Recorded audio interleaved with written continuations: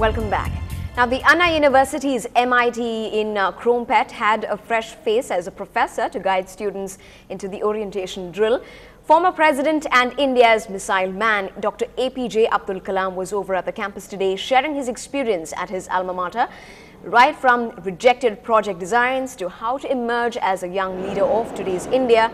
The audience was inspired by the genius. Kalam, who is an alumni of MIT, had a word of advice on striving to becoming an innovative and creative engineer as well. My teacher, Professor Srinivasan, we have one of the greatest power is the youth power. 600 million people, 60% of the people youth power. Now, if you harness the youth power, a beautiful India, happy India, prosperous India will come by the year 2020. Well, how often is that you see someone like that at your campus, isn't it?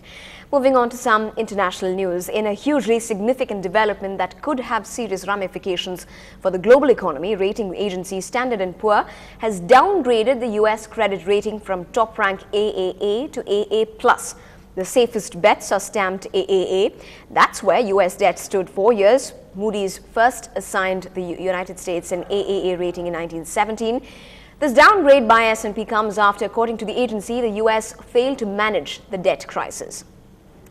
But in a statement released shortly after downgrading US's credit rating agency, Standard & Poor has said, and I quote, "The downgrade reflects our opinion that the fiscal consolidation plan that the Congress and the US administration recently agreed to falls short of what, in our view, would be necessary to stabilize the government's medium-term debt dynamics," unquote.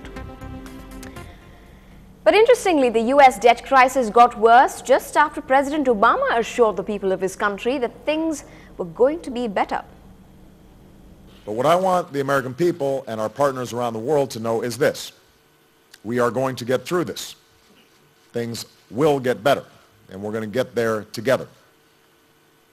The bipartisan compromise on deficit reduction was important in terms of putting us on sounder fiscal footing going forward. But let's be honest, the process was divisive, it was delayed, and if we want our businesses to have the confidence they need to get cash off the sidelines and invest and hire, then we've got to do better than that. Back home in India, here's how India's Finance Minister Pranab Mukherjee reacted on the US ratings downgrade.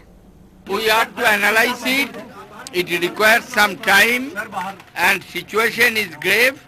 There is no gain of making off-the-cuff remarks. On to some national news. Has the legal process in the Gujarat riot cases been compromised? Well, senior police officer Sanjeev Bhatt has told the Supreme Court that the Gujarat government, which is meant to prosecute those accused of the communal riots of 2002, has actually been leaking information for use in their defense. The affidavit has several email exchanges which expose the collusion between the prosecution team and defense lawyers. The email exchanges between Gujarat's Additional Attorney General Tushar Mehta and RSS ideologue S. Gurumurthy clearly show how Mehta leaked classified probe details of the Special Investigation Team to Gurumurthy. These investigation details were then forwarded to defense lawyers like Ram and Mahesh Jethmalani. The emails also show how the SIT classified information was also shared with Amit Shah, Modi's close aide who was Home Minister at the time of the riots. This also raises serious questions about the role of the Gujarat government in compromising the riot cases.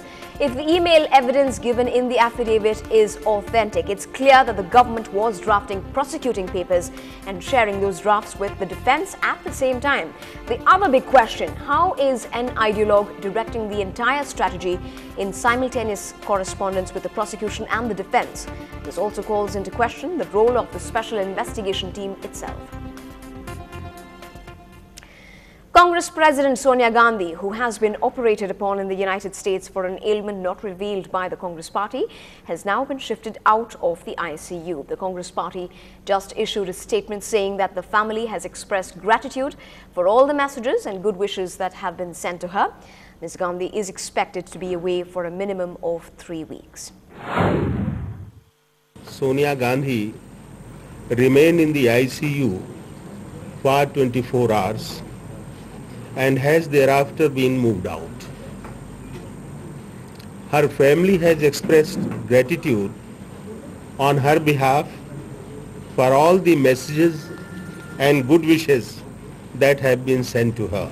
You're watching the Late Night News on NDTV Hindu. If you're someone who loves games like I do, when we come back, we take you to a challenge of wordplay that was cracked in split seconds by 12-year-olds. More in just a bit.